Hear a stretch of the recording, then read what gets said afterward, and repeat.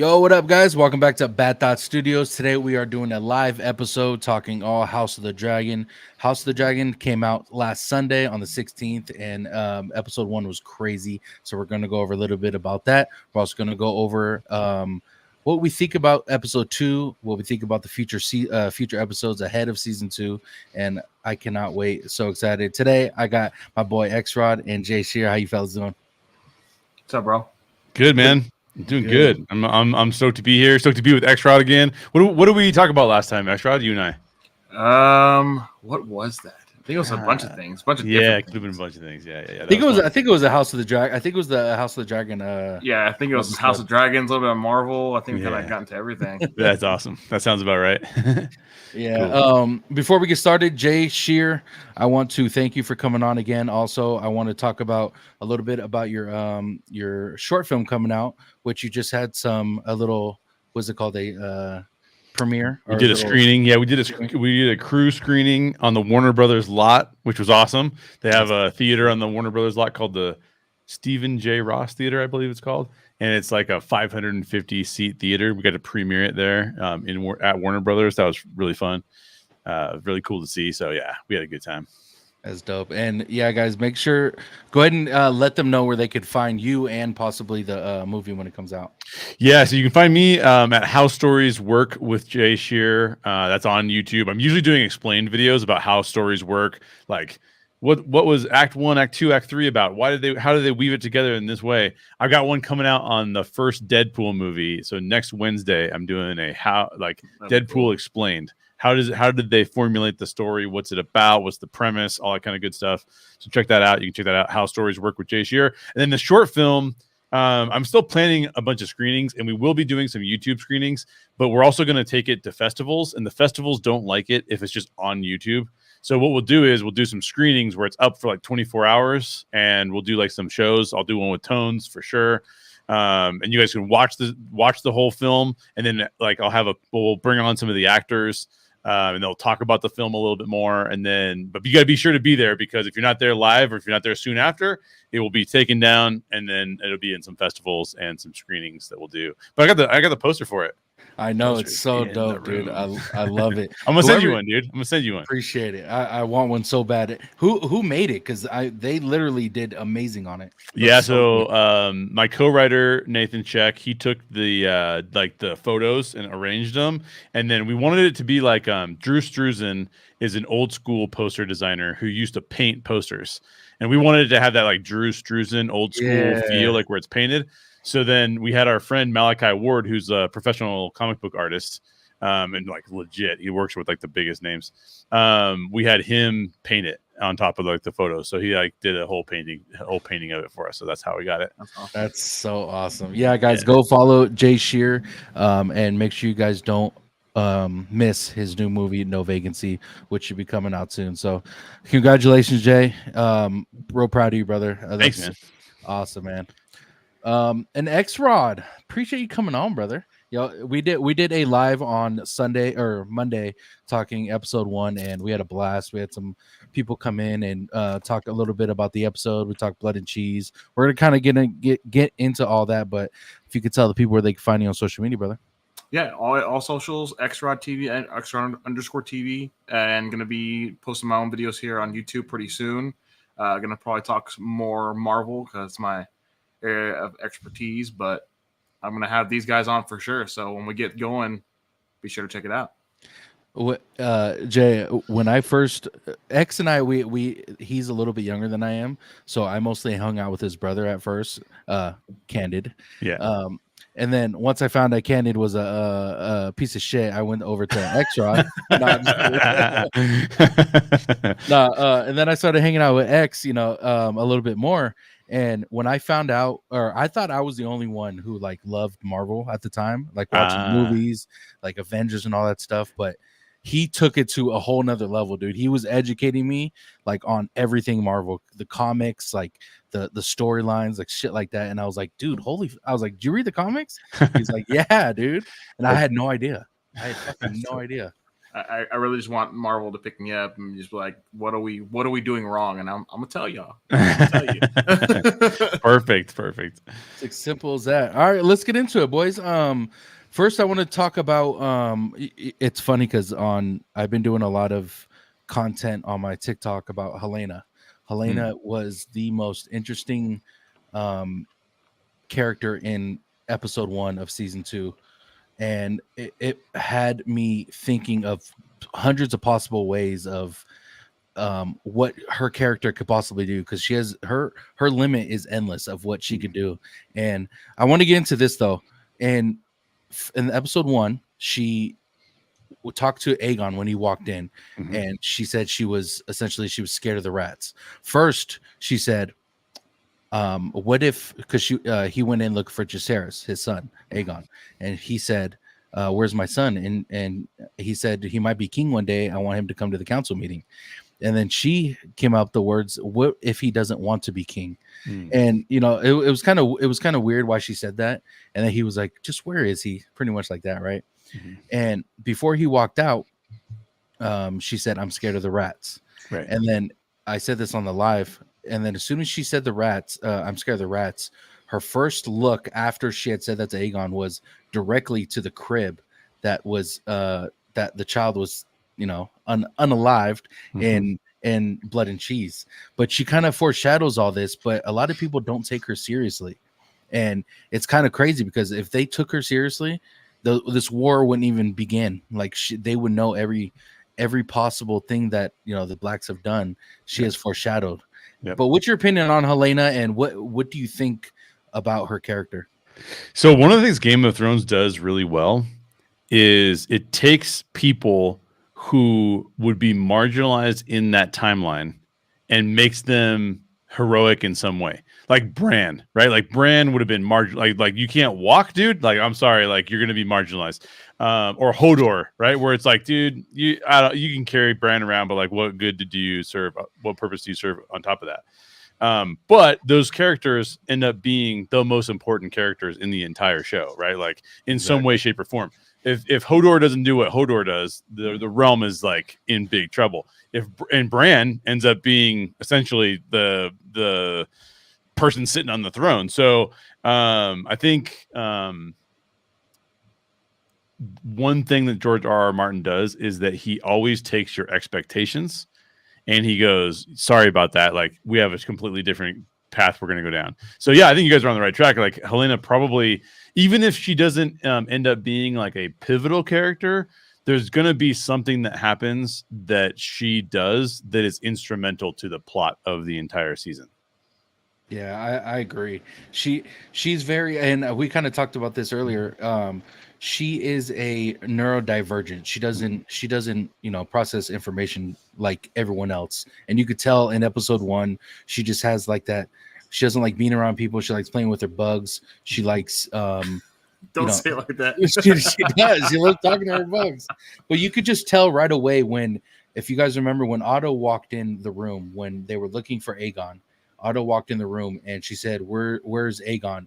And she just puts her head down and just starts doing stuff. Yeah. Like you could tell she's could be on the spectrum. She could not, whatever the case may be, but you could tell she doesn't process information like everyone else. She has, but people they're taking it as if she's weird. Aegon and Alicent and Aemon and Otto, they all think she's weird, but she's a dreamer. She has visions of the future. Now, the reason why they think she's weird is because they don't have the knowledge of what a dreamer is, like Rhaenyra does, because Viserys told her what it was, and Viserys was a dreamer, so he knew what being a dreamer was. So when he told Rhaenyra about the knife and about Aegon's what is it called? Aegon's dream about the prince that was promised, and he kind of explained to her what a dreamer is. So the Targaryens know what all that stuff is, but she was raised as a Hightower. She wasn't raised as a Targaryen, so no one knows what the hell's going on with her. So her character has so many endless possibilities of the way or the direction this whole story can go. You know what I'm saying? What about you, X? What's your opinion on Helena and her character? You know, I'm excited to see where her character goes. I mean, we kind of know, like you said, we know how she is. We know how she's going to handle these situations. And for us, when we see her handle a situation, it's really weird to see because we're like, when her son gets unalived, it's, she's not reacting how we would all react. We'd be freaking out. And Exactly. yeah, maybe we've grabbed the other child and run out of the room, but some people get stunned, get shocked, and still stand there for a while. She's maybe trying to process, but like I told you in the last episode, we don't know if she's already seeing these visions, seeing what's coming to pass for sure. Like if she actually already saw this going to happen, and then just thought it out, grab the girl and run, get somewhere. But maybe again, the safest space to go was Allison's room. Why not go somewhere else? Why not go try to find Eamon or somebody else? So as far as her character goes, man, I'm excited for her to continue on and see. I want to see if she does something like really wild to set up the future that she knows could possibly happen. Exactly. And I want to see.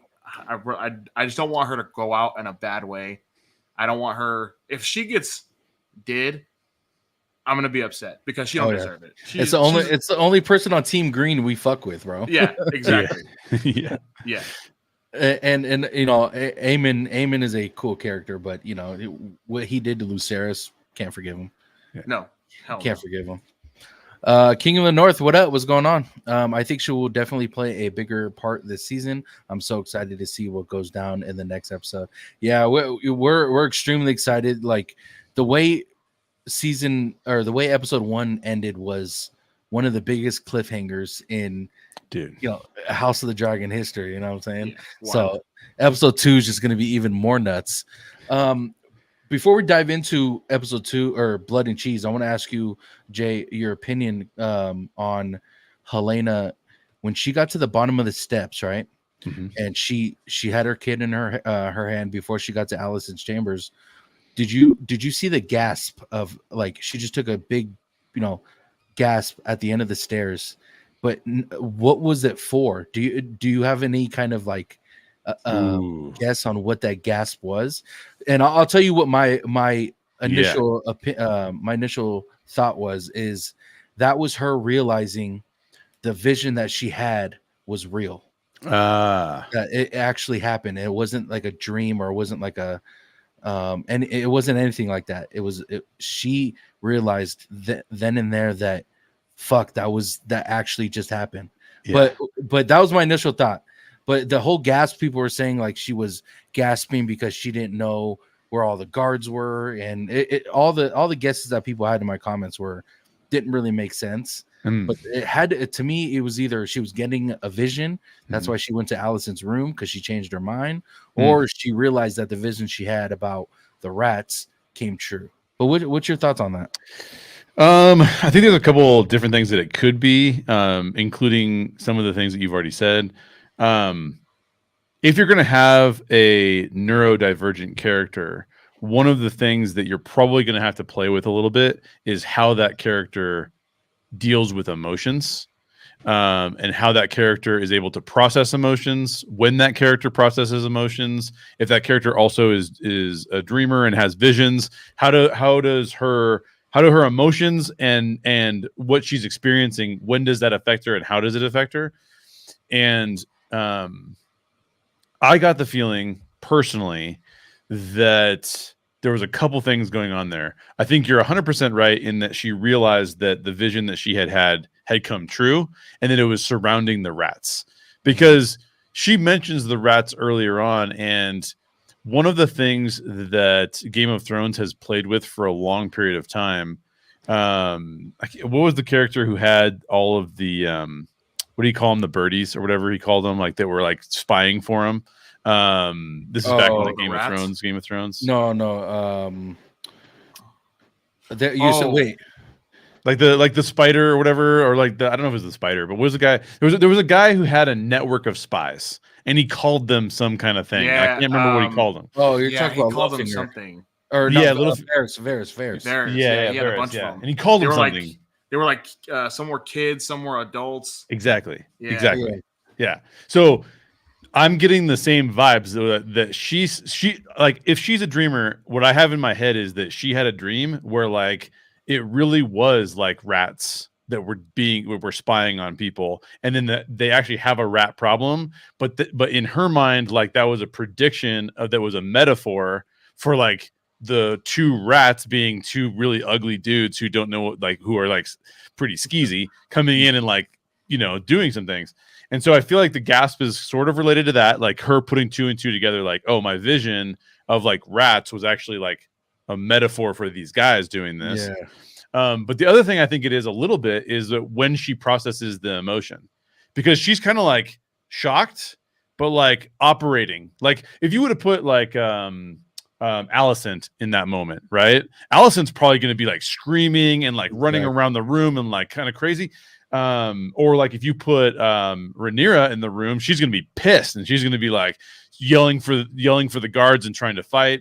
So each character is going to react a little bit differently. I feel like one of the things that she was doing is she was going like, I can't believe this is happening. I already had a vision of this. This is how it's playing out. And then she doesn't process the emotions of what happens until she gets to the bottom of the stairs. The other thing that I think is possible is that there's this whole vibe of like, okay, who's going to get to the throne? Who deserves to be on the throne? And then there's the whole what sex or gender is allowed on the throne, right? This is what they're all fighting about because Aegon got put on the throne instead of Rhaenyra.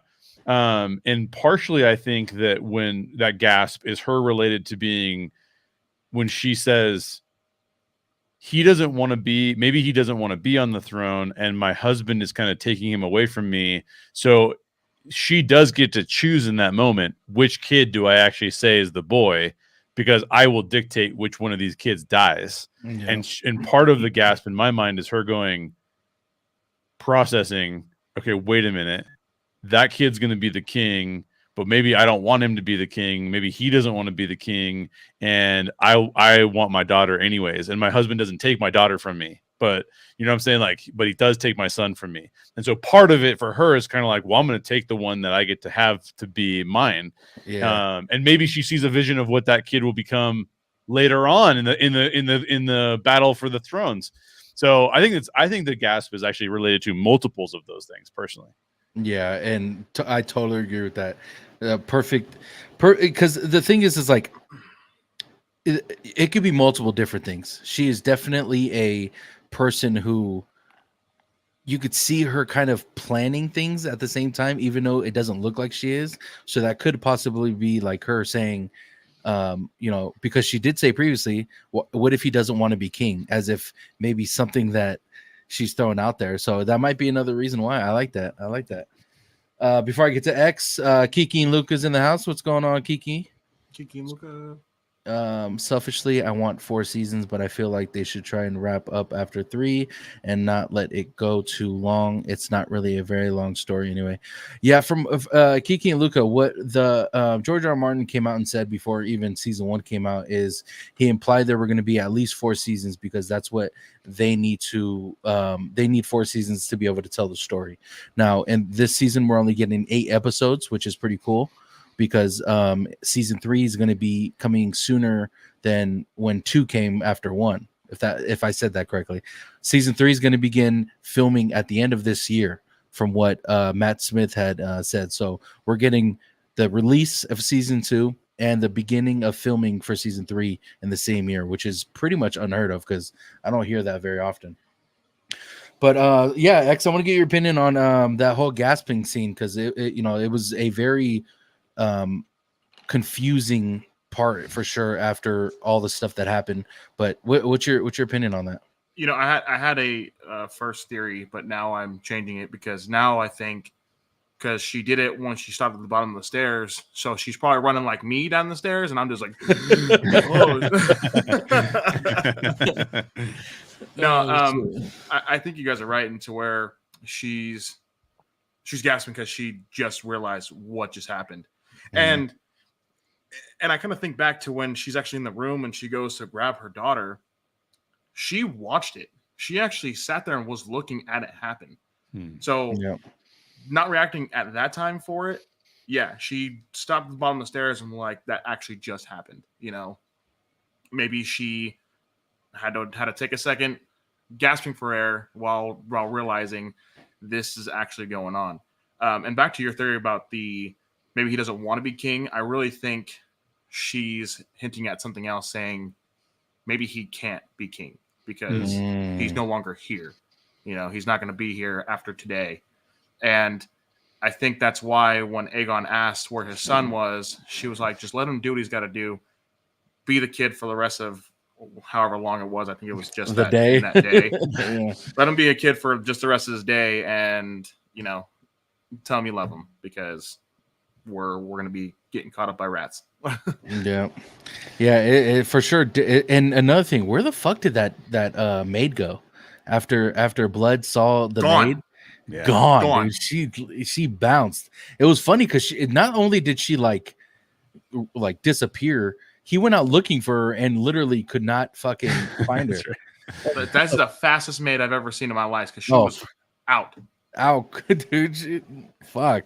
But yeah, Blood and Cheese. Jay, I want to get your opinion on Blood and Cheese was a very sad moment, of course, because a child was involved. Of course, it's in a show, you know, it's sad nonetheless. But what was your opinion on Blood and Cheese? And do you think it was underwhelming or overwhelming? Because a lot of people in my live, when I went live after the show, a lot of people came in and said it was very underwhelming.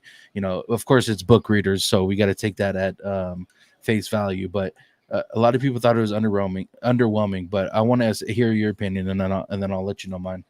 Do you know why they were saying it was underwhelming? Because of the gore. See, that's what's crazy to me. Like, dude, if you want that much gore, I don't know, bro. Like, exactly. I got questions. I got questions about your sanity. And so here's what I think is wild. Like to assume that wasn't enough. Like, I thought that the showrunners were pretty savage. This was a show that was released on Father's Day about the king of the realm and his heir being brutally unalived.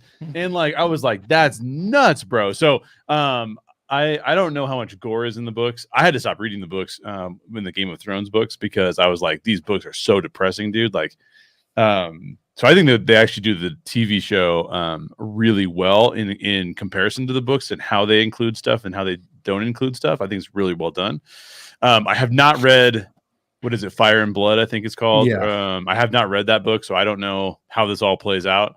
But I will say that the moment for me was pretty striking because just from this standpoint, right? Like, what do we know? We know that Rhaenyra is just grieving and just incredibly pissed, right? Because they got her daughter, and she knows it was Aemon that got her daughter, and her son, I should say. And there was already this fight that was happening between those kids, right? Like there was already tension amongst those kids, and they thought that they had squashed that enough. But no, they had to bring it back up. So now she's super pissed. She wants to just destroy everybody. And then we know that why am I forgetting his name? Matt Smith's character, Daemon. We know that Daemon is like trying to get to the throne no matter what. He wants to be on like help Rhaenyra defeat them, but ultimately because he wants to actually be on the throne himself. And he's like, okay, well then I will please her and I will start an even bigger war if I get Aemon. Yeah. So that's why he arranges this whole scenario to kill a son. The thing is that I'm thinking the whole time that it's going to fail miserably because the guys that they're going to put in charge of this are idiots. They're not going to know what they're doing. It's not going to be like the kind of thing that makes that like it's going to fail and it's going to make it look like Rhaenyra did something dumb and a bunch of the realm is going to band behind Team Green because of this. That's what's in my head. then the episode starts playing out, and you're like, oh yeah, these two idiots, like they don't know what they're doing. Like they're gonna fail in this whole mission. Dude kicks a dog, so we already hate him. Like, where's John Wick when you need him? Yeah. And then all of a sudden they figure out we can kill a different son, and you're like, oh shit, dude. Like this is gonna go, because here's the thing. There was already Rhaenyra and Alicent and like their generation, right? Exactly. But all the other generation, like the younger people and stuff, like Aegon doesn't want any of this stuff. Like he doesn't really want it. He just wants to hang out with his bros on the throne and make dick jokes. You know what I mean? Exactly. But now they killed his son. They killed the heir. So now what they've done is they've ramped everything up tension wise, because now he's going to be as pissed at Daemon and as pissed at Rhaenyra as anybody else is. So they took what was like this kind of like, hey, our parents are all pissed off at each other, and like we're, now they raised it and we're like, everybody's pissed at everybody. So I thought it was a brilliant way to start the show, because they just ramped up the tension by 1 billion, and it was a wild way of doing it on Father's Day. Yeah. So I thought it was great, man. I loved it. Marketing at it again. Exactly. King of the North says, I agree with Kiki. Hopefully they could stretch it into 4 seasons, but I don't want it drag ending. There's only 1 book, right? Not too sure how many books there are, King of the North, but I do understand if the not wanting to drag it out. That makes a lot of sense for sure. Brianna, welcome, Brianna. Did you guys notice how Cheese appeared in the episode walking around a few times, like foreshadowing? Maybe it was someone else, but it looked like him. Brianna, funny you said that. I just showed this to X-Rod yesterday. There was a video of when Aegon was on the throne answering questions from the small folk, and you see Cheese walk in the background with his dog with the rat traps in his hand. Yeah, it was all over the place, this guy, and no one notices. As you could tell, no one noticed until after the show when they rewatched it, and they're like, "Oh shit, he's right there." And you know what's really crazy about it too? Oh, go ahead, Ashrad. Go ahead. I was saying I saw a bunch of stills online that were of him walking in the background. And it's a couple scenes. I'm like, I did not notice this at all. At all. And here's what's really crazy: everyone would have noticed right away if only he had a Starbucks cup. I know, right? That's all you need is Starbucks cup. That's all you need is a Starbucks cup. Oh shit, that's funny. They could have killed both kids, but they were only offered gold for 1 head. Gotcha. Yep. After, see, she watched it after, I'm assuming. Yeah. Darren, welcome in. Let's see if Aegon goes into the fight to avenge his baby boy. Hyped to see his dragon. I heard it's beautiful. Yeah, I haven't seen much stills of the actual dragon. I did see him on top of his dragon in the couple of the trailers. So I heard his dragon's beautiful as well. It's funny you say that. A lot of people who talk about the dragons and the wild dragons that we're going to be seeing in this season, the one dragon that they said was they couldn't wait to see was Aegon's dragon. I'm not too sure what his dragon's called though. I think it's like Sunfire or something like that.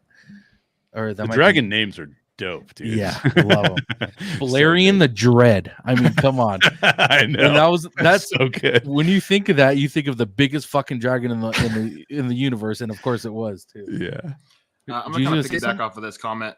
Go Tones is that if Aegon goes fighting for his baby boy, I think he's gonna do it just because everybody knows, and he is the king, so he does have to avenge his son in some way, right? But we also know that some of his little rascals are out there running around in the street and in these, fighting pits. So is he really going to be dad of the year to one kid, or are we going to see more of his bastards coming around too? Yep, exactly. So this is where I'm about to drop a bomb on you guys. All right, you guys ready for this? Drop it. This is one of my theories that I have for the upcoming episodes and possibly in next seasons. And by the way, guys, if you guys know me, I have not watched the books. I've never read the books. I'm only a TV show watcher, and I give my opinions and my thoughts and my guesses on the upcoming shows and stuff like that. But this theory I have could be possibly correct, and let me explain. So as you remember in the trailer, and I was kind of showing this earlier, in the trailer there was a still. I don't know if many people could see this still, but it's a still of Aemon looking at the throne. right? And it's very dark in the background, which is weird because usually there's candles in the throne room, but you don't see any candles. You just see him in the throne room, and there's another picture of him looking at the throne. I just can't find it. But what does that picture remind you of that you guys can think of? Does anything come to mind? No, nothing, right? I would say Daemon maybe in season 1 when he's actually sitting on the throne and he's not supposed to be. No, but nothing else really. So the thing that comes to mind for me was when Daenerys and Game of Thrones was walking in the throne room, just like Aemon was, and remember she was a dreamer as well. That was a dream, that was her visions or whatever. It looked kind of like the same kind of style. But Aemon walking in the throne room and walking up to the throne, I'm assuming that's what he ends up doing, is walking up to the throne. Because he looks at the throne, he's always implied that he wants to be king and he would take all that stuff. So, okay, this is where the bomb drops, all right? What if Aemon could possibly be a dreamer? I know I sound stupid to book readers, but hear me out.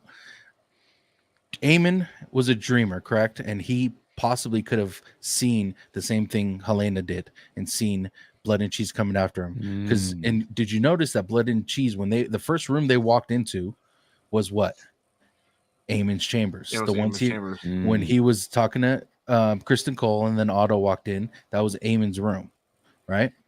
What if he left on purpose because he knew exactly why they were there? Not that he couldn't beat them, but he knew the outcome of him not being there, what the next possibility of someone getting hurt was Aegon's kids, right? Okay, and then off of that, I see what you're saying, because if Aegon's firstborn son is gone and out of the picture, then Aegon gets offed.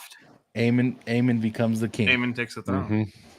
So what is the chances of that happening? I couldn't tell you because it's a little far-fetched because dreamers are very rare from what I'm told.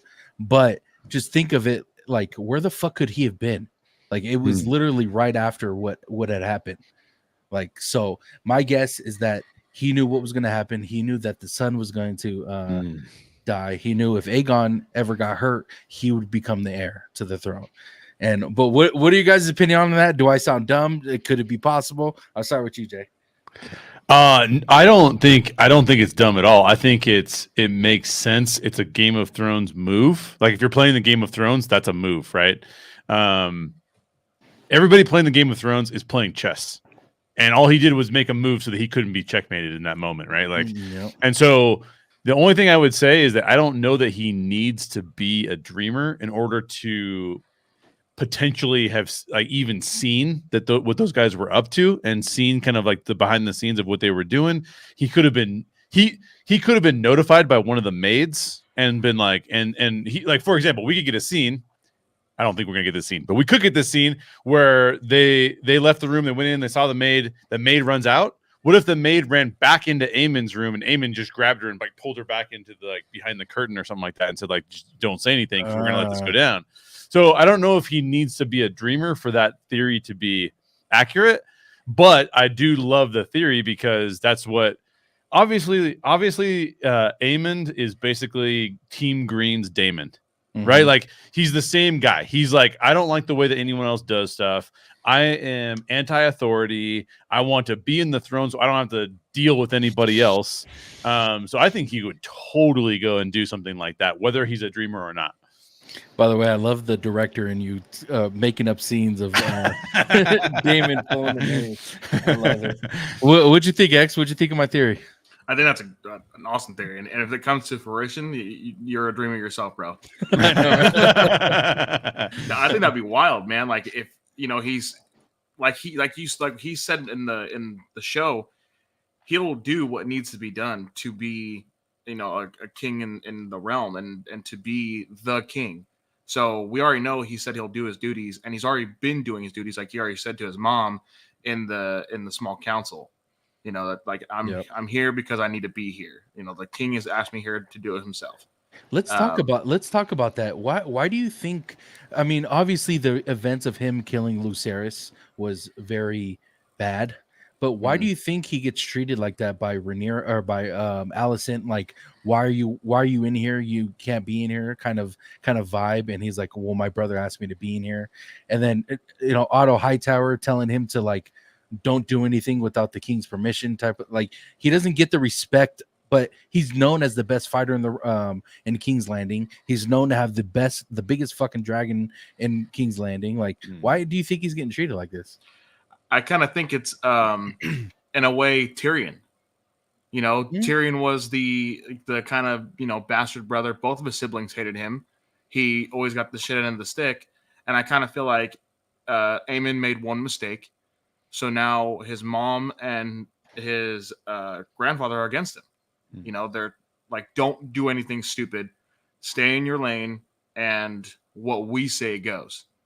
You're not allowed to do anything else. You're not allowed to, if you want to go on a dragon ride, it's like here. You can't go anywhere else. You're not allowed in these small chambers because we don't want you to hear us talking shit. Yeah. So I really think he's just getting, told to not be anywhere at this moment. I like that. Darren says, let's see if Aegon goes into the fighting to avenge his baby boy. Hype to see his dragon. Oh, my bad. Already read that. I'm going to click this one. Aegon and Aemon are great actors. Those guys are super chill in real life. It's funny you say that is Daemon actually and Aemon. Those two characters, when they do interviews, I feel like they're interviewing Aemon and Daemon. Like it's literally like their personalities in real life. It's fucking nuts. Darren says, do you think Rhaenyra is going to get in any dragon fighting, or you think Rhaenys and Daemon is going to do all that work? That's a good question, Darren. I don't see why Rhaenyra wouldn't. I mean, obviously she's the queen, but it depends how the war goes and depends what. Do you guys see Rhaenyra fighting in any of these battles, or do you think she's just gonna sit back and dictate everything? Go ahead. I think it probably is last minute. I think it's like, because I think she doesn't have an incentive to fight until she has to. So I think we will get to see her fight, but I don't know if it'll be in season 2. It may be later on when it's like we get to a place where she has to fight, or look at the kind of self-control she's had thus far, right? She has a lot of self-control.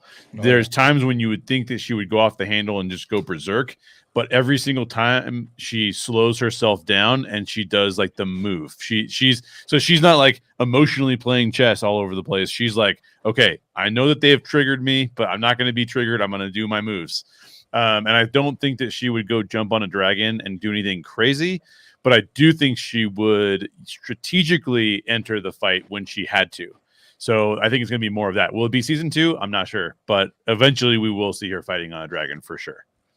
And it's funny you say that, because Rhaenys kind of, she kind of told us the same thing when Daemon when she got off her dragon. Daemon walked up to her and she was like, because she was gone for a couple days or weeks, whatever, and if Vhagar would have came to see her, like, she's lucky that she didn't take her dragon right there and then and went to fucking King's Landing. Yeah. Like, she has that, doesn't have that impulse to go just fuck shit up and see red and go there.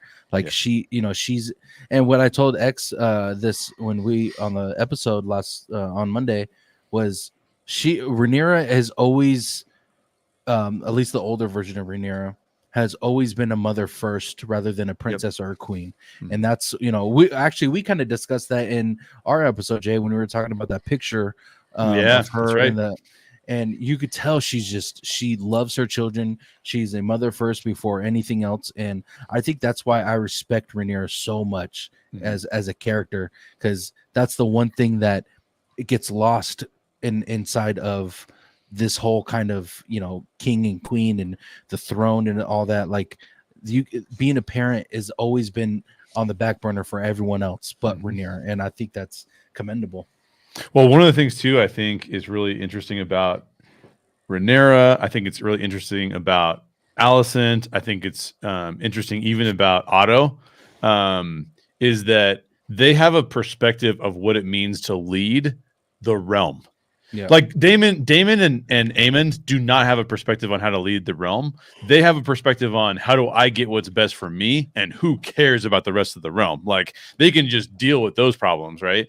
And like, but also like Aegon has a perspective on the realm. He was really good at being like, oh, they took your goats, I'm gonna give you your goats back, man. Like that's messed up. Yeah. But Yep. what he doesn't have is he doesn't have a good perspective on what you have to do to stay in power. Like that's why Otto is like, you can't do that, brother. We gotta feed these goats to the dragons because we gotta have war going on here. So like there's different characters in Game of Thrones who have these different abilities. And what's cool about Rhaenyra is that she has the motherly ability and then the overarching realm ability that she's not going to freak out. She has people to manage and a realm to be satisfied, and she's not going to damage that realm. Whereas not everybody that's playing the Game of Thrones has that perspective. Exactly. I agree. Any bets on Rhaenyra and Aegon dragon fight at the end of the war? Possibly. Hey, you never know. Like I said, and you put it in a good way, Jay. It might be a last resort kind of thing of seeing Rhaenyra fight with her dragon, and same thing with Aegon, possibly. But the thing is, Aegon is the opposite of Rhaenyra. He does see red, and he goes and he doesn't give a flying fuck about anything else. Yeah. So I have a feeling when we talk about Darren, when we start to talk about like predictions, I have a prediction around that. So we'll see where that could go. I kind of feel like that question's like a chess piece kind of answer. You have the queen that's like your end game piece, right? Mm-hmm. And you have the king who's just kind of running around for a while until it's just them two left. If you get that far, yep. And now is that really going to happen? I do think Rhaenyra comes out and fights a little bit. I don't see why Mama Bear wouldn't. I mean, she's got all the fury and the fire. So, but I don't think she fights someone big. I think she fights, maybe small, takes out a couple of smaller dragons, gets them out of the way real fast, and everybody else takes over. If that is going to happen, but I think that's a great question. Yeah. Yep. I forgot to get your opinion on this, Jay. What did you think when the dragon? What did you think when the Queen Slayer was with Allison inside the room? Kristen Cole, by the way. Oh yeah, dude, Kristen Cole, dude. He's the Queen Slayer now. He. That's a good nickname for him. I like that. Kristen Cole is a pussy. Go ahead, you can say it. Here's my issue with him.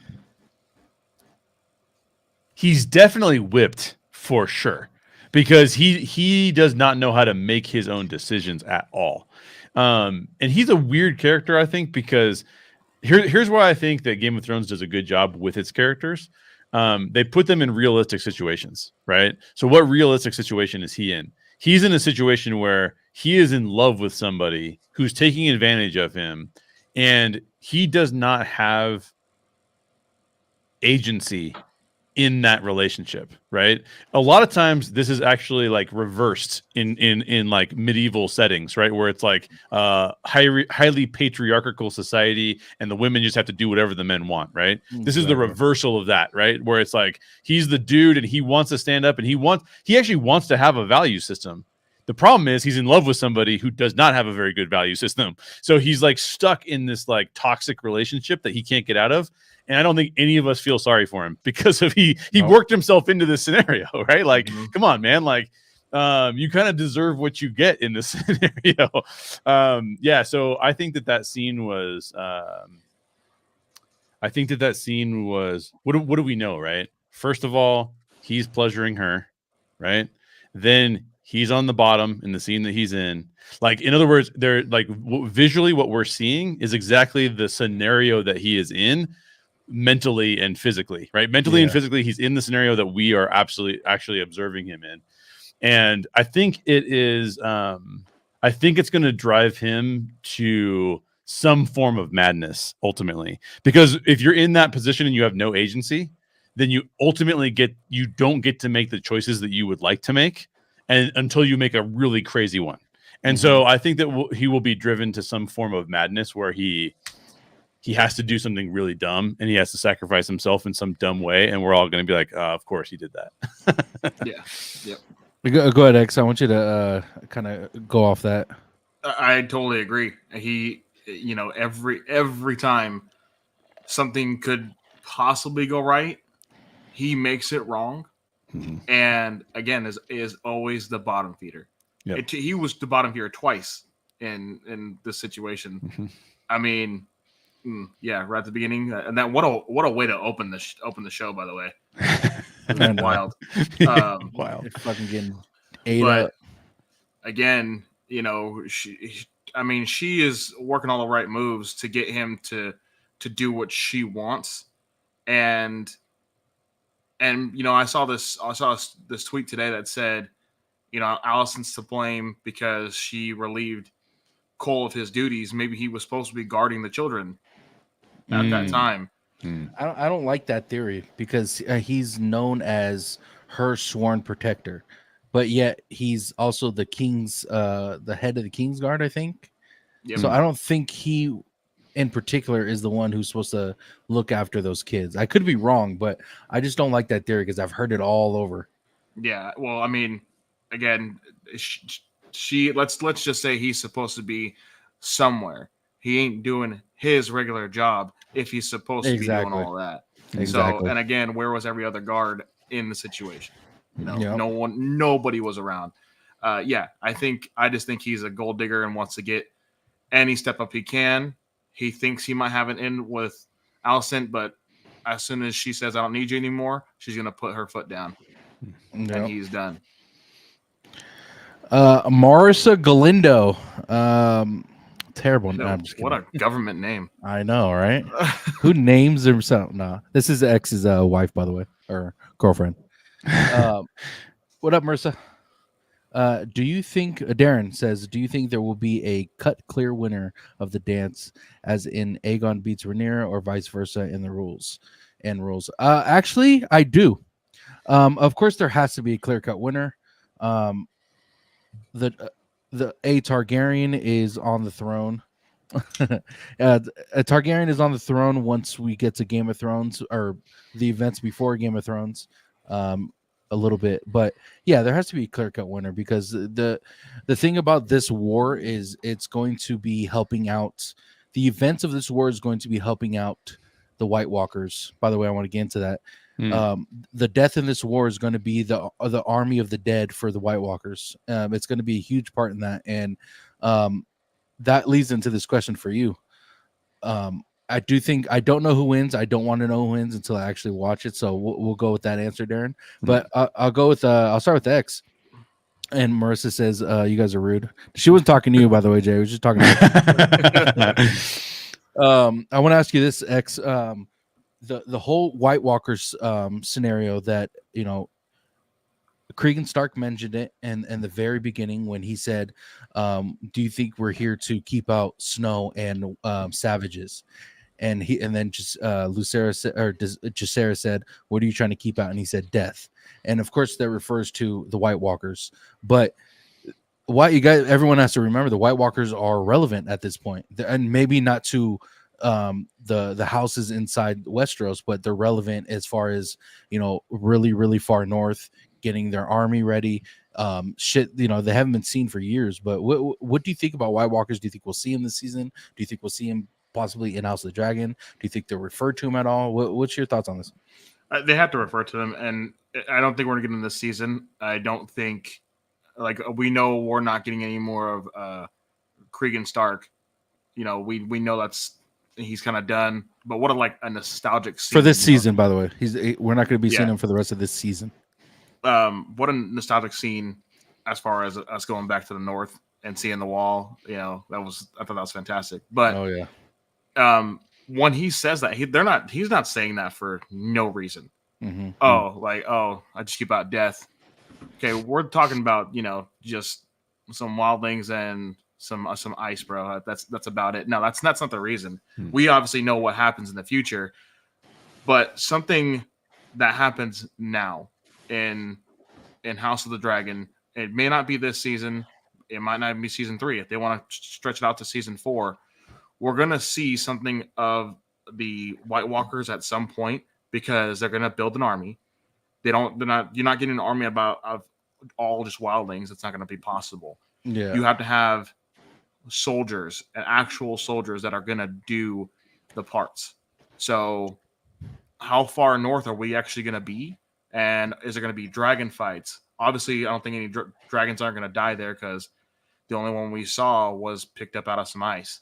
So by the Night King. By Daenerys' dragon. Yep. So no dragons fall there, but how many soldiers are we looking? Are we talking, the soldiers from the north? Or, do they have to, because I know Cregan promised 2,000 soldiers. Are they actually going to have to go that way for some reason? We'll have to see. But I do like the nostalgic of the White Walkers mentioned, and they did it so great. I keep out death. God, that's such a line. Dude, when I first heard Cregan Stark, my first initial thought was, dude, that sounds like fucking Jon Snow. Like that is Jon Snow. But the fucking dialect from the north, man, is something else. Like it hits a spot in your heart where how much you love the Starks and how honorable they are, and just the dialect that they have, the accent that they have compared to everyone else in King's Landing is fascinating. I love it. But did you actually watch the extras from HBO? There's a little segment that they did on just that part. No, I didn't. And they said it's so good. They actually talk about the North, and they say the Northerners have a special place because the North is so massive. There's only, if you live in the North, you are a Northerner, and you don't care really much about anything else except your honor to your houses and to the wall. Yeah. And when you say that, the Northerners have that accent and the way they speak, because that's the way they were made. It's just the North. I mean, you could really, I know it's fantasy, but if it was real, I'd be in the North right now. Just because they give you that feeling, man. They're noble, they're ready to go, and they'll die for their honor. Love it. I fucking love them. Well, what was your thoughts on that part, Jay, and the reference to the White Walkers, and what do you think's gonna happen with that? Yeah, that part was dope. By the way, the King of the North is in our chat. So we got to hear what he has to say about this. If the King of the North is in the chat, come on. I forgot about that. But yeah, bro said I can give you some gray beards, and I almost signed up on the spot, brother. I almost grabbed my sword. I'll spray my beard white for you. I got you. No, I mean that you guys nailed it. The North is look, we have a job to do. The job that we're doing is even more important than the job you guys are doing, because we're not messing around with the Game of Thrones. We're literally protecting the realm from certain destruction. And on top of that, dude still offered to send men down, and highly trained men down. So and I love how he does it too, right? He's not like one of these kings who we've seen before in the Game of Thrones where they send and say can you give us some armies, and the kings go it just depends on how much wine you give me and who you marry my daughters off to. He doesn't do any of that. He actually takes the dude to the wall and goes, look at this. This is what we are doing. I'm not even going to just tell you about it. I'm going to show it to you. What would you rather have me do? Just leave here and see what happens, or keep my men here and I'll send you what I can. So he's even honorable in the way that he showcases that he's going to send some men, but he can't send all of the men. So he communicates his loyalty, but gives the scenario and paints a picture for how serious this is. So that was great to see. I mean, you guys already nailed it. Seeing the Starks is basically seeing your family at Christmas time, as long as they're not talking politics or something. It's like an emotional response you have, right? So I think it was awesome. And when I heard that they weren't going to be in it for the rest of the season, I was kind of depressed, man. I was why not, dude? That's awesome. I love these guys. Yeah, it's cool. Yeah, I can't wait till we get to as much as we grown to love the Starks because of Game of Thrones. It is cool to see a Targaryen and kind of their history and what's going on with the Targaryen family and all that stuff. But just going back to the North and seeing the Stark family is just another. It's like it's seeing an old friend you haven't seen for years watching exactly. watching Game of Thrones or House of the Dragon. Darren says Aemon versus Damon is being foreshadowed heavy. Who do you think wins? Fuck. See, the thing about Damon, right, is he has experience fighting Vagar when he not fighting him in the sense of like fight to kill, but he has rode with Vagar plenty of times when Lena Valarian was alive and riding Vagar. So he has that experience with flying. And he kind of referenced to it when he was talking to Rhaenys at when Rhaenys got back. He kind of says like, I can't fight that old bitch by myself, or some along those lines of he was calling her a name, but he has that the way of fighting her, and only him, and he's the only one who kind of knows how she flies.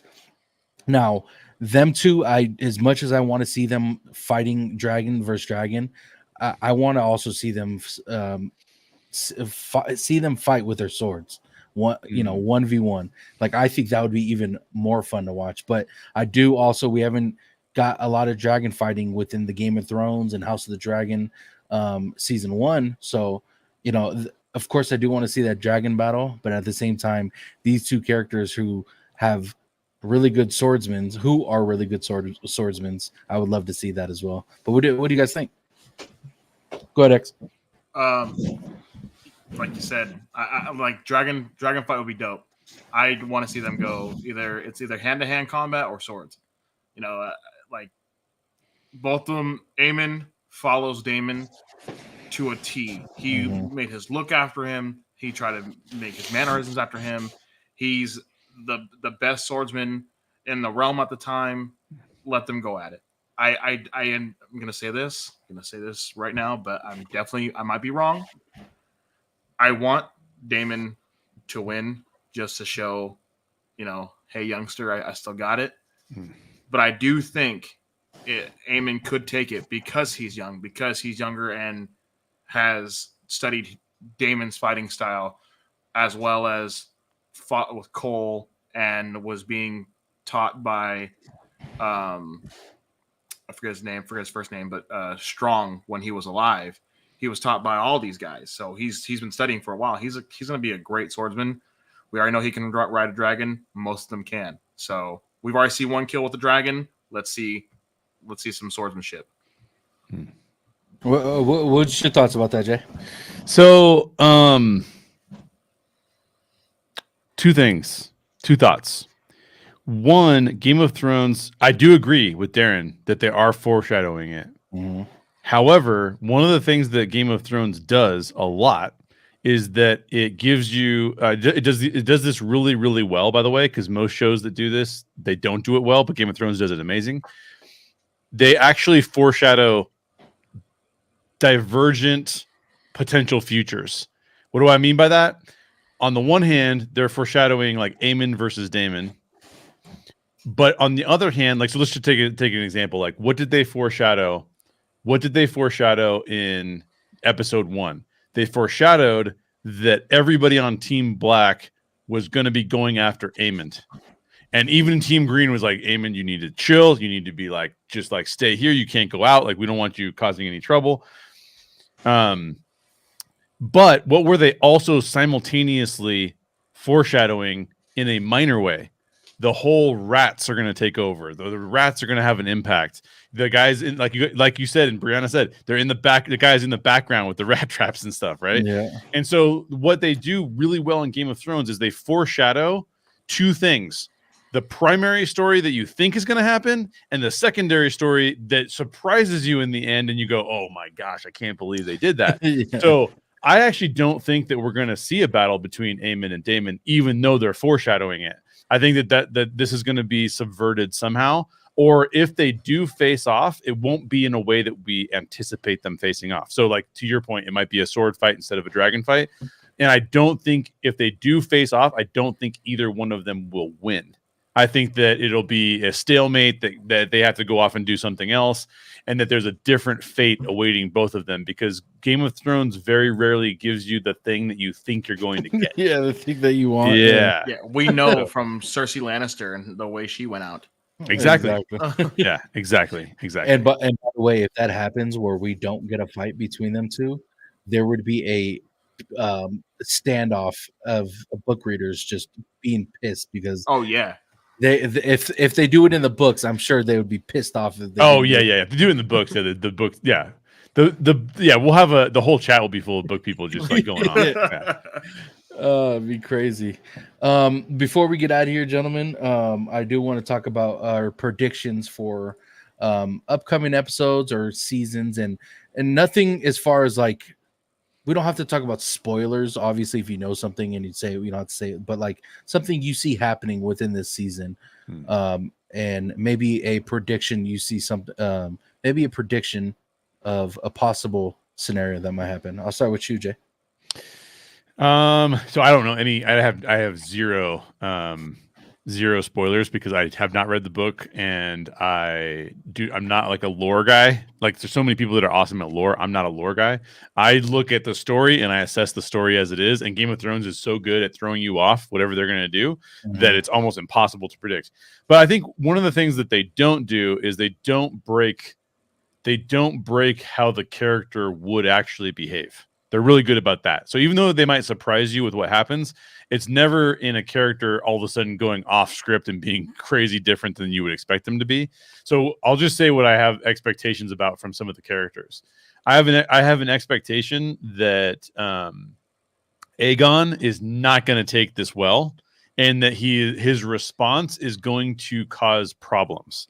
It almost makes me think like in the trailer, you know how we saw like the battle where all the horses are going out and then they're all retreating back into the forest. Yeah. It almost makes me feel like that's what's coming next based on what happened. Because Aegon, he doesn't seem like the kind of guy who's going to be like, I'll just jump on a dragon and face off against Daemon. Like he doesn't feel like he thinks he can do that. Like, but what I do think he thinks he could do is like send the army out to battle and see what happens. Like Kristen Cole, get out there and lead these guys to battle.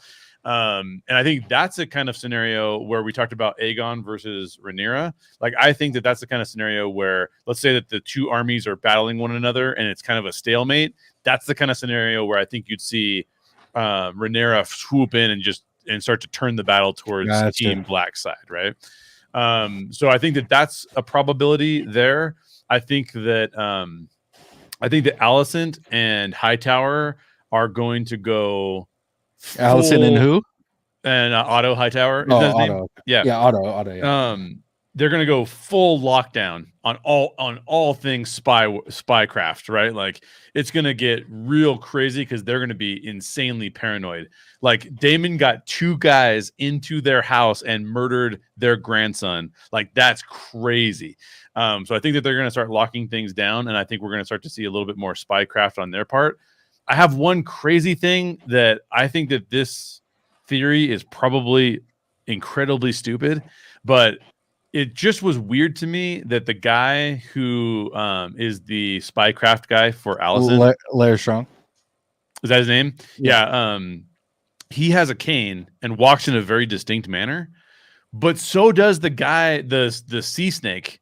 Like because he's been injured, he has a cane and walks in almost the exact same way, which makes me think that that's foreshadowing for someone going to kill one of those two guys and killing the wrong one, or something, right? Like, it's just a weird thing that they would have a character design that is so similar in those two ways. I don't know. I think that's odd. I do think that we're going to turn this into a wider battle that is going to have bigger consequences overall. And what other predictions do I have? I think that so Aemon and Daemon, I think, are both going to cause the same kinds of problems for their respective houses. And what I mean by that is, even Daemon was going against Rhaenyra's wishes because Rhaenyra did not approve of what he wanted to do. He wanted to take him and Rhaenys and just jump on dragons and go assault. Was, I guess, King's Landing. Is it King's Landing that they were going to go do? Yeah. And they were just going to go for it. I think that he's going to continue to cause problems for Rhaenyra in that way, because you'll notice what he does, right? Daemon's way of behaving is to pretend like he cares about Rhaenyra and that he's her most right hand person. Like when she walks into the room, he walks up to her and puts his like forehead on her and is like, "Oh, I want to show that I'm caring to you," and stuff like that. That's all bullshit, dude. That dude does not care like that. He cares in so much that she knows that, like, I got your back, babe, and I'm gonna do whatever you need me to do, even though I'm your weird uncle. And like, I think so I think he's gonna keep doing that. But his ultimate goal is to keep reducing challenges to his being on the throne. Like that's his ultimate goal. So I could see him double crossing multiple people in the next few episodes. And I also think that I don't think that Aemond has the same. I don't think he's as much of a double crosser as Daemon is, because I think he's more upfront about it. I think he's much more of like I think you're weak and I'm just gonna fight you in a battle and take you down. Like, so I think he's less subversive, but he's a similar type of character. So I can guarantee he does some of that kind of stuff. I think that we are going to see. I mean, the person I'm hoping gets taken out the most is Otto, because Otto, bro, this dude is orchestrated taking the Targaryens essentially off the throne and being in control of the realm. And the way he went about it was so underhanded that because he was like literally the right hand, the hand of Three Kings. Yeah, Three Kings. And so to me it's like this guy needs to go, because he's like what you would call the deep state in the United States, right? It's he's the guy who, like, he can move kings around and stuff like that. It doesn't matter because he's behind the scenes controlling everything all the time anyways.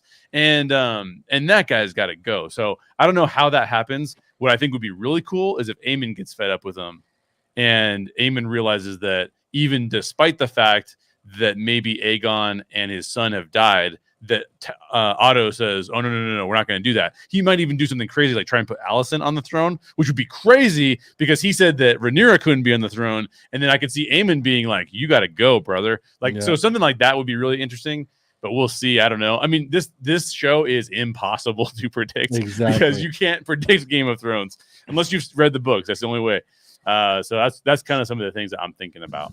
And it's funny you say that, because Larys Strong, told Aegon, like, your hand, aka your grandfather, it literally has been through Three Kings. Yeah. And what does that tell you? So he's kind of throwing that idea out there already. So that's a fucking beautiful prediction for sure. X-Rod, what you got for us, man? What's your predictions for the either next episode or the season ahead? So I'm gonna go with my stupid theory first off. Just right out the woodwork. I think the Crab King's gonna come back, kill everybody off, and take the throne. I'm here for that, dude. That'd be wild. The Crab King, Jesus. That'd be sick. But no, I think we're gonna see. I mean, we already know most Targaryens get. I mean, they just take themselves out at some point. So we already know that's coming just from the lore from Game of Thrones. I do think that Aemon is going to be a big part of what comes next in this storyline. I do think maybe, we're right in our theory that now the son's gone. Aegon's the only one left. I don't think he lets Alicent take the throne. And I really do agree with Otto getting out of there. I said it the other day on the live. He has been through Three Kings. There is a problem. That is a huge problem. You might get one or two, but if you're getting two, you're on your way out the door yourself. Like, you're kind of just telling them, like, hey, start thinking about your next hand because I'm either too old or I'm just done, period. For as far as the throne goes, I do think there's going to be a little more of push and shove already in King's Landing outside of like Dragonstone and having to deal with Daemon and Rhaenyra. And I want to say Rhaenys, she was also kind of promised the throne at some point as well. Mm-hmm. So maybe she even might think, you know what, as much as I do want to see my niece on there, I'm kind of down. So maybe I'll take the throne at some point. I think that could be a great thing that would happen. I would actually back her up as queen. Oh, yeah. Because she's already level-heading Daemon and has already given enough advice to the rest of the family, like, and she's already thinking level-headed. She didn't take out Aegon. She could have took out everybody and just been like, I'm queen now. Yeah. But she went around the right way. I'm not a malicious killer like that. I don't want to put anybody out. I'm going to take my dragon. I'm just letting you know this is my power. Don't step over here. Because she's legit my favorite character too, by the way, X-Rod. Mhm. Yeah. Like, she's my favorite character. She's awesome. She's so good. Yeah. And the fact that she pretty much told Damon, like, just shut up and sit down. Let me go relax real quick. And then we'll talk it out and see what's going on. Yeah, I love her whole character. And I do love how her character is playing out. I really want to see where her arc goes in the end because she is so strong-headed. So, but yeah, the rest of the season is going to be great. I already know it. And episode 2 is going to be wild to see where we all go after the ending of that first episode. It's crazy. Exactly. And the events after Blood and Cheese are definitely something that people are anticipating to get to see. Like, it's the one thing that everyone, how is Aegon going to react? How is Rhaenyra going to react hearing the news of that happening? And what is Daemon going to take responsibility? And just all that good stuff that we're going to see in episode 2. I think it might be one of the highest rating episodes of the season because of the events that happened in episode 1.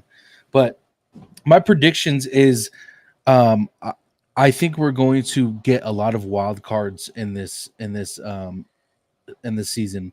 Wild cards as being people we haven't met yet. And I think they're going to be a big part of the battle to come. We're going to be seeing a lot more dragons from what we're anticipating to see, a lot more dragons. We're going to be seeing a lot more characters riding those dragons that are going to be riding these.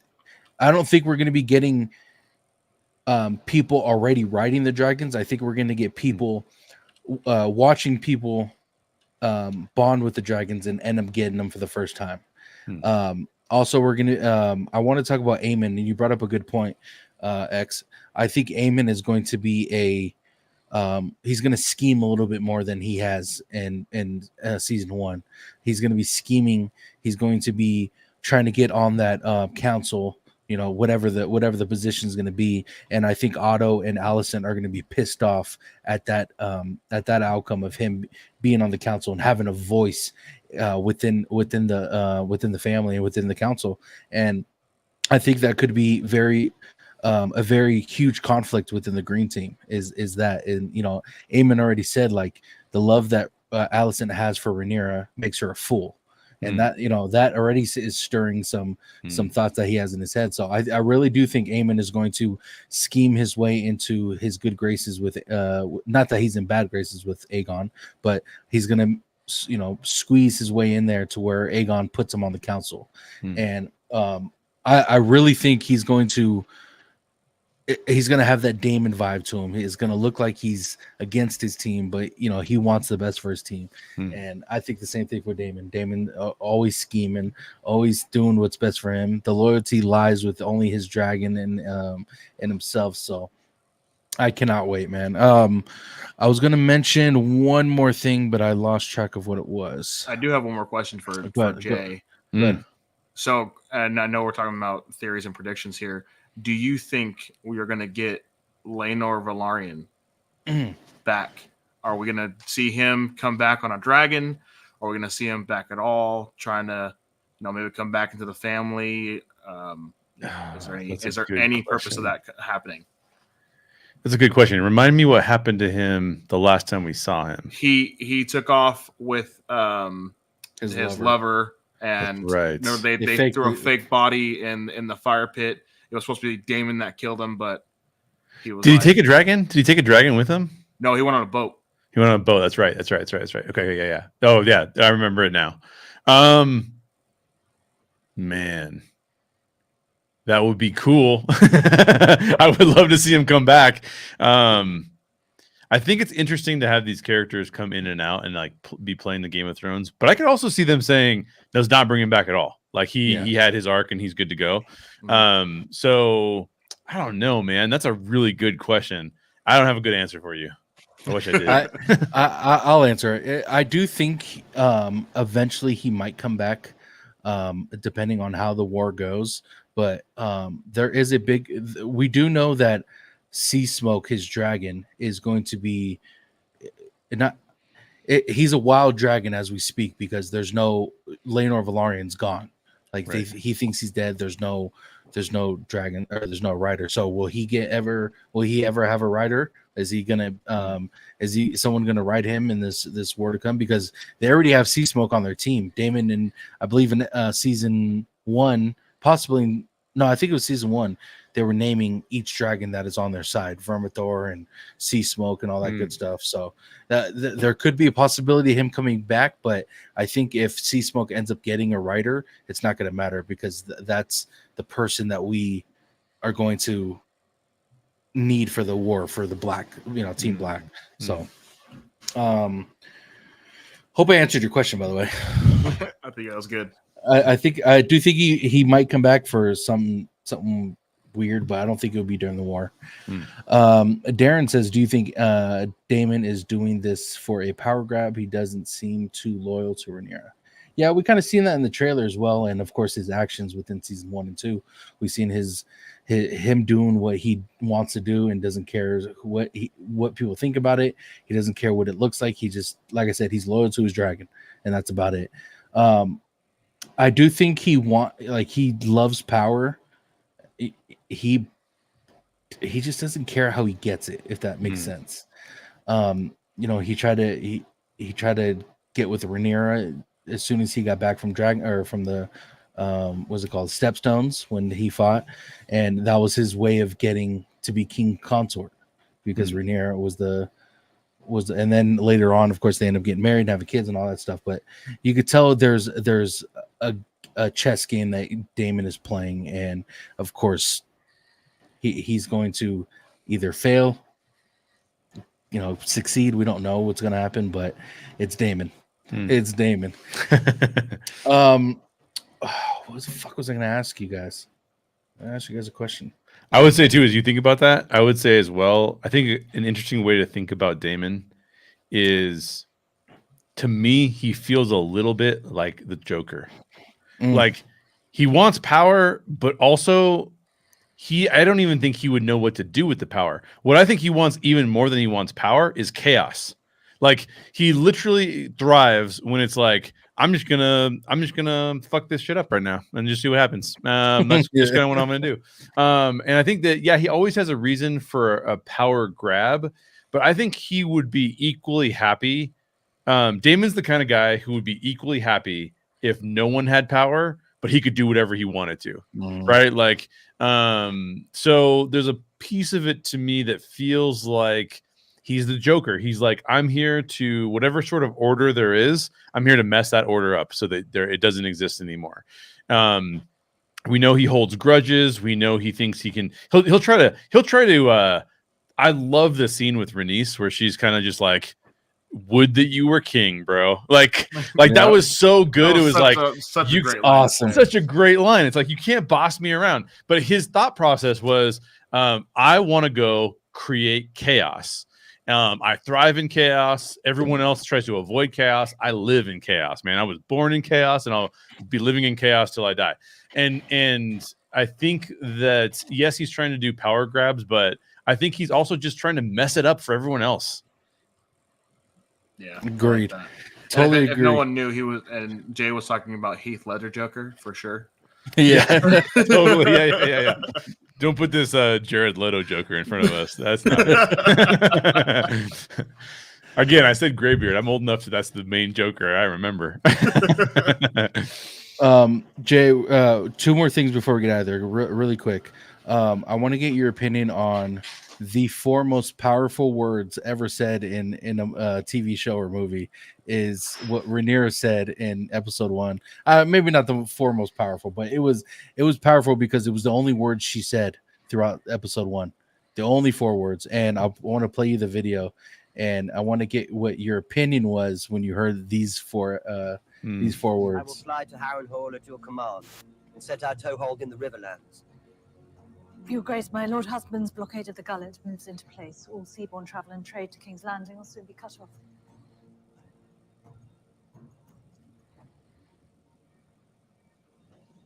I want Aemond Targaryen. Like, I mean, That gave me chills right there. But what did you think about this scene? Because to me, like I said, it was a very powerful scene because it was the only word she said within the episode. It was huge. Yeah. Okay. So I think that it is. Okay. So let me talk about how amazing this writing is. Right. So not only do we not see her and we don't know where she really even went, to be honest, she like went off somewhere. They don't show where she goes. Right. I don't. Yeah. The Rhaenyra. Yeah. Yeah. She went to where Lucerys died.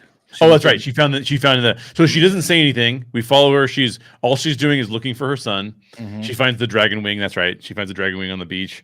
And then but we're not hearing like her deal with that. We're just watching her grieving her son. Exactly. And she has to hold several things in balance at one time, right? She knows that she's on the cusp of complete war in the realm. And she knows that war is one of the things that I don't think that people really they don't give a lot of credence to, although it's very true even in our own real world, is like the precipice of war is a precipice that you don't know what it leads to, but it is incredibly destabilizing. And what I mean by that is like just watch like Putin in Ukraine, right? To use a real example, like he strategically figures out, how do I do this without getting completely obliterated off the face of the earth, which could happen, right? And he thinks, oh, okay, well, I'll kind of do it this way, then I'll do it that way, and I'll say these things. I'll say that they would vote for me if they could vote for me, but they're not allowed to vote for me because they're part of Ukraine, they're not part of Russia, and so they make these strategic moves because what you don't want to do is you don't want to overstep and just get obliterated. So you have to make these like little tiny moves to see like what will people tolerate and what will people not tolerate.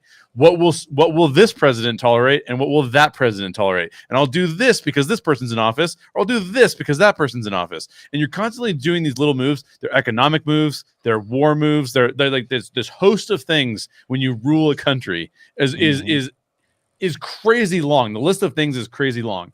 You got to deal with discord amongst your people and whether or not that's going to cause a problem. So why am I saying all these things?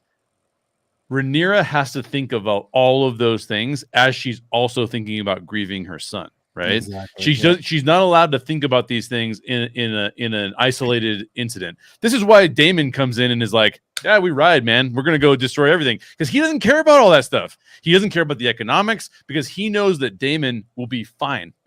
Daemon's not going to have want for anything, so he can do whatever he wants. So Rhaenyra, what I think so powerful about the way that she's acting here is that she is acting similar to how her father would have acted under these circumstances, which is, I'm grieving and I need a reason not to send things into complete oblivion, right?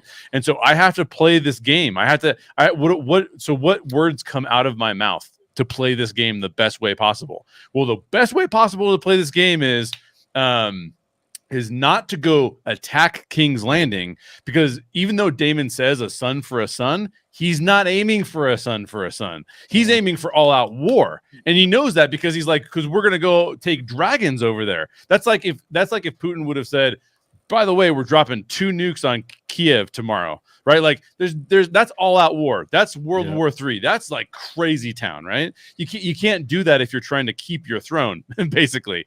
So Rhaenyra knows that, and Rhaenyra is smart enough that she's not going to do that. So what are the 4 words that have the biggest impact? The 4 words that say the culprit is the one that I want, and I'm going to take the culprit out.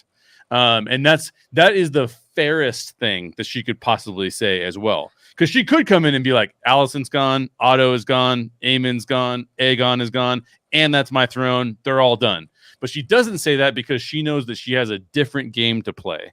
Exactly. And so that's one of the reasons why it's just so chilling to hear, because it's like, that's the best thing that a ruler of the realm could possibly say. I fucking love that answer. That was it's explained perfectly. What do you think about that, X? Like you said, powerful 4 words. For me, it comes very close to he can keep his tongue. Yeah, there you go. That's a good one, dude. That's a good- So beyond wild, and again, like you said, it's she's focused. She's saying that give me one person, not go take out King's Landing right now. Bring me one person. I don't care how you do it, dead or alive. I want Aemon Targaryen. Yeah. And the crazier part to think about is she is about to she wants her brother gone. I mean, gone. She don't care. And how do you really put that on a spectrum of you're ready to off your family just because he took one of your closer family members, your son. Yeah. But at the moment, a grieving mother, yeah, she don't care. She's ready to rock. At the same time, not throwing everything into utter chaos like Damon would. And and that's exactly what he did when he went to go do her deed. He still got his way in a sense because we know we are getting chaos right after this. Mm-hmm. It's funny because when I seen that scene, if I was there in the fucking around that table, I would have threw down everything and just hopped on my dragon and went to go get his ass. Like that was been gone. That's how fucking inspirational that I want Aemon Targaryen scene was. Yeah, ready to just fucking take my life to go get Aemon Targaryen. Yep. But man, it's such a great episode.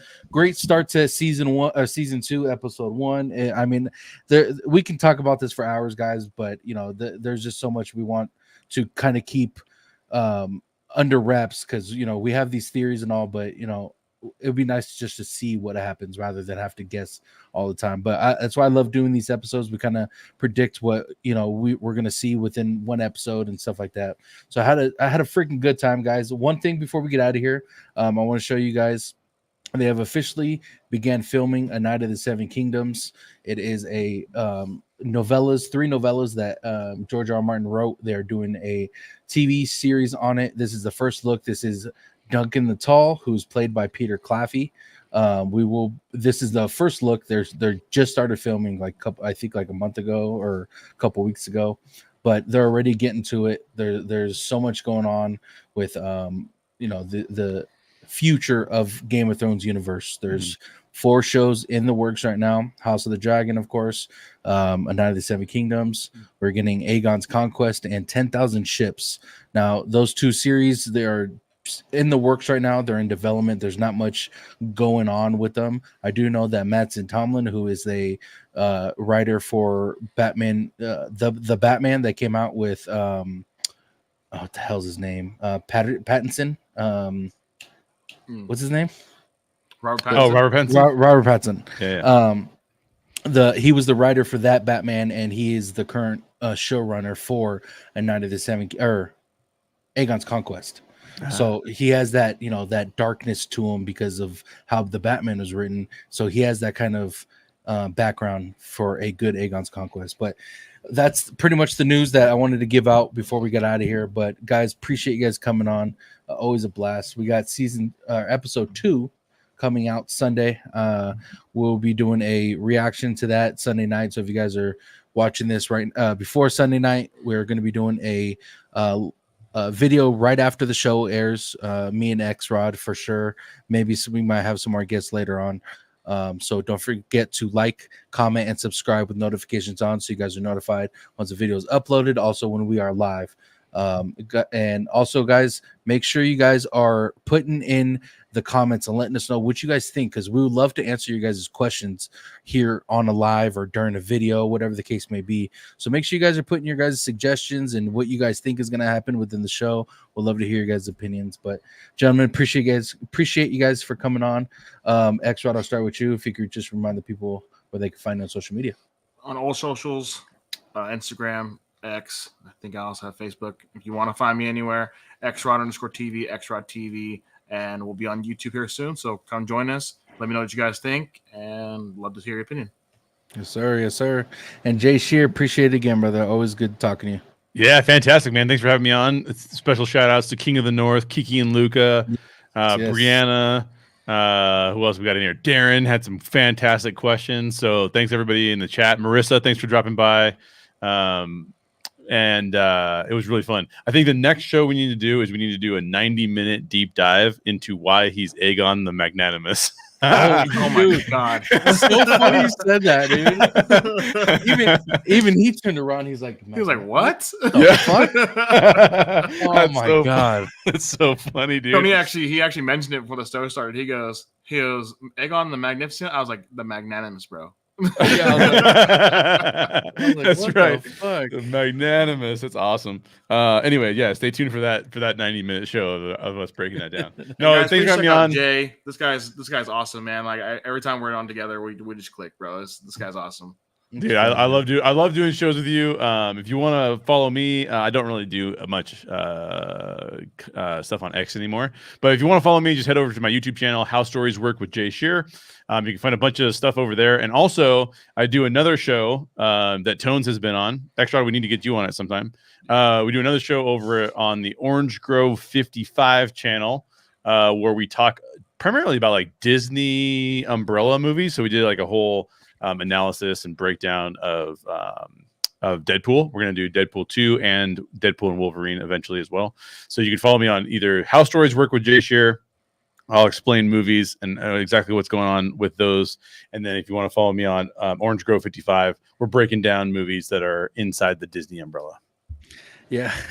I hate to bring this up, Jay, real quick before we get out of here. Yeah. We don't have to go into detail, but I wanted to do a daily or a weekly episode on the Acolyte. You know, a ton of our schedules got conflicted. The first 2 episodes dropped, and then you were in California, and then OG still has to watch it. But I wanted it. Right. I want to do a episode. I hope you watch the rest of it because I'm assuming you are. I will watch the rest of it. I have to at this point. Exactly. Yeah, I have to as well. But man, was and I'll give you as far as the storyline, I'm not going to go into it, but as much as they're messing it up, it is, or not messing it up, but conflicting, and it's very unfortunate. But these shows that are happening on Disney, on the Disney Plus channel or app, these 28-minute shows have to go, dude. There's no purpose for them, and it's mind-boggling that they think it's okay for viewers. Dude, I'm gonna go even one step further than that. The last show was a 25-minute show. There was about 1 minute of that show worth watching. There was nothing else going on in that show. It was like this is what drives me nuts, dude.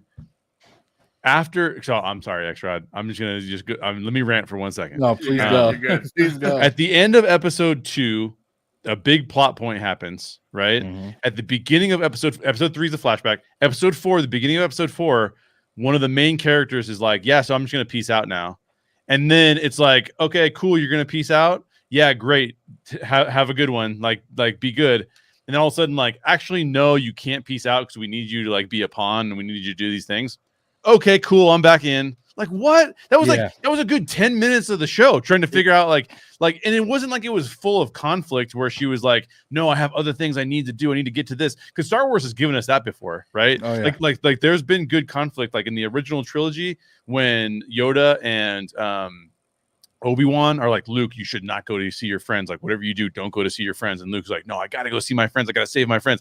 There's like tension there, and we're like, Luke, don't be an idiot, Luke. Like, what are you doing? Like, he goes off anyways. This was so boring. It was like there was no reason for her to like. There was no argument. There was no back and forth. There was no alternative thing that she wants to do. Even in the sequel trilogy, which has its ups and downs, at least Rey had a reason for wanting to go back to Jakku because she wanted to reconnect with her family. Exactly. So whenever she said that, it was like, yeah, she wants to go. We understand why she wants to go, but we don't want her to. We want her to lean into being a Jedi. There's conflict there, but there's no conflict when it's like, I think I'm just gonna go now, and they're like, okay, cool, and like, actually, no, like maybe you shouldn't go now. They're like, okay, fine. Like, what? There's even no is pullback that? whatsoever. Yeah, nothing. Oh, it was so weird, dude. Like, I don't know, man. It's the I thought that show. I know we'll get into it later. We'll do a whole thing on it, but I thought that the show started out decent, and I was not with all the hate. Like, I was like, okay, cool, this could go places. And then it just started. And by the way, I actually think that the lead actress is doing a phenomenal job for what she's being given. I think she's doing a phenomenal job. I think that some of the other actors are doing a phenomenal job. I think that some of them maybe are not doing as good of a job, and it's not really fair. I won't get into that because I don't want Disney to be mad at me. But this is not like the show is not dissatisfying for any of the dumb reasons that people are talking about, like, oh, it's too woke, or they're like, oh, there's not enough white male character. Like, that's just stupid. That's stupid reasoning. The show is not good because the story is not being told very well. That's why it's not very good. Exactly. And it's just a bummer, man, because you're just like, I want there to be awesome Star Wars, and there's so much opportunity for awesome Star Wars, and unfortunately, this is not it. Yep. I could literally couldn't have said it any better than that. my feelings exactly. Yeah. And like you said, it's not this woke shit that's making it bad. It's the storytelling and the way they're showing it on screen. It's just not entertaining to watch. I mean, that song in episode 3, that song that they were singing during the ritual, dude, I was like, ooh, I'd cringe, dude. It was visible so cringe. Yeah, dude.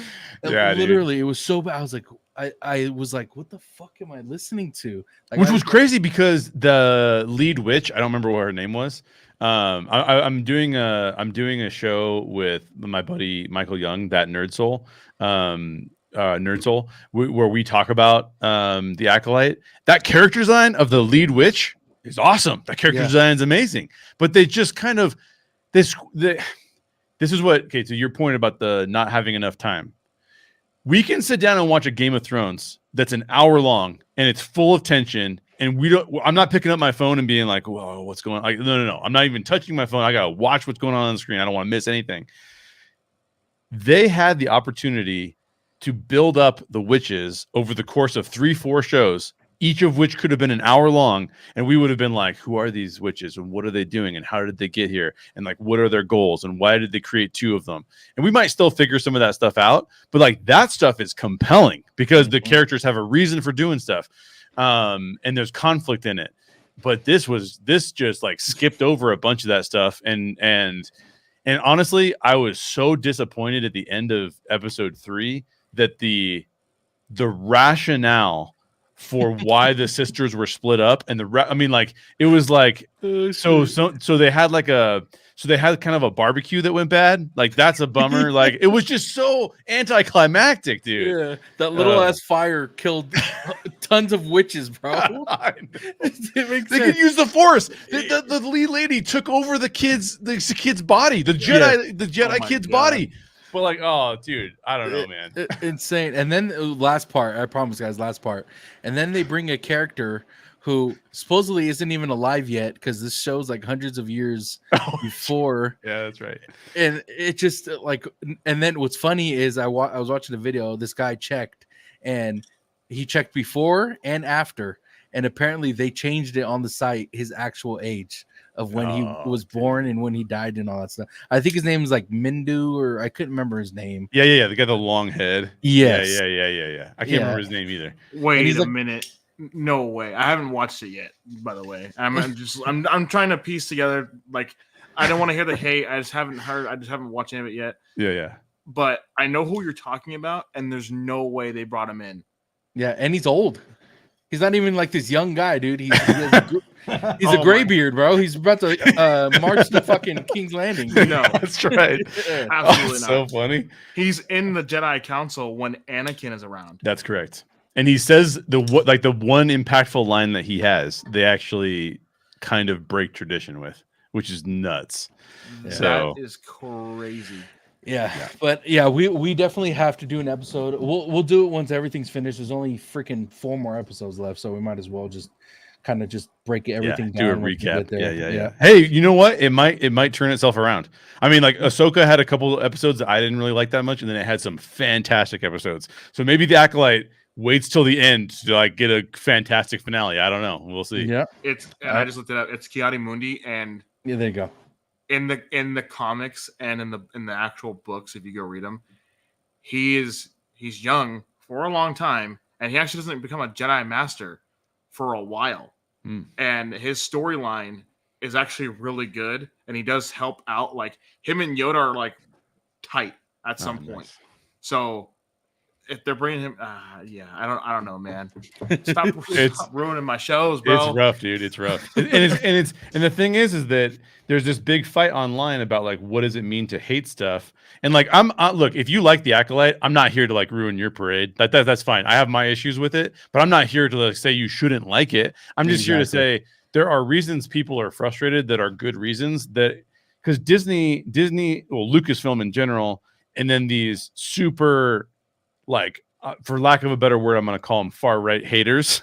Lucasfilm and these far right haters are like in this battle over stuff that doesn't matter, and us normal fans are like, we don't even care about whatever you guys are fighting about. Is not why we're complaining about this stuff. Like, I'm dissatisfied because do you know how many good Star Wars stories are out there? And you're like, literally, you have, I don't know how many thousands of pages of good stories you have in the Star Wars like realm of things that have been told. And yet you're not going after any of that stuff. So it's just weird, man. It's like, I don't understand from a perspective of like why they're doing that. They could literally reignite all of the Star Wars fan base tomorrow if they announced a Knights of the Old Republic era movie about Revan. All Star Wars fans will be set and ready to go. Yeah. But again, you have to do it right. You cannot just do a whole bunch of, oh, well, we're going to do this. Nah, maybe not, because, we don't want to upset anybody. No, you have to do it right. I'm sorry. Knights of the Old Republic is dark. Yeah. It's dark. Super dark.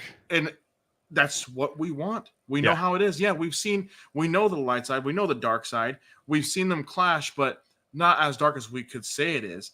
Yeah. It gets really like scary. Like there's torture and like dark force torture in some cases. Yep. And it's just wild. Do it right. And you can get most of us back.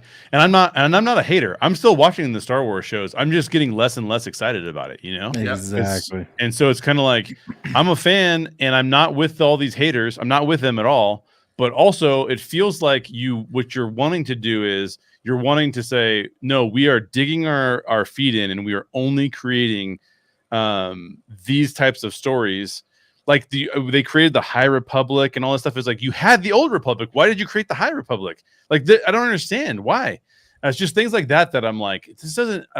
I don't understand from a business perspective. If you want to make money, I don't understand why you're making the decisions that you're making. Yep. Like, sure, make it more inclusive. Tell the Knights of the Old Republic story, but make it more inclusive. Fine. No problem. Like, that's not an issue. But you're not doing that. Like, you're greenlighting new shows that are like, that feel like they're I don't know. I won't keep ranting about it because I could go all night long. But hey guys, if you guys want to watch a good storyline for Star Wars, guys, go look up Star Wars Rivals. It is now on YouTube, written by Jay Shear. That is a great movie, short film. But gentlemen, always a pleasure. That even that little Star Wars snippet right there was fun to do. That's true. That's awesome. Yeah, thanks, guys. Of course. If you guys want to follow me on social media, Tones_TV on all platforms. Don't forget to like and subscribe to the channel. We're having a whole bunch of discussions, all House of the Dragon, future House of the Dragon or Game of Thrones universe shows we're going to be talking about in the future. Also, we do, a lot of trailer reactions to movies and shows, and we talk about shows and movies as well. So don't forget to subscribe to the channel. If you guys are interested, we do have a Bad Thoughts podcast, which I do with Candid the Camper. Guys, go follow that as well. But thank you guys for watching. I hope you guys have a great night. Love y'all.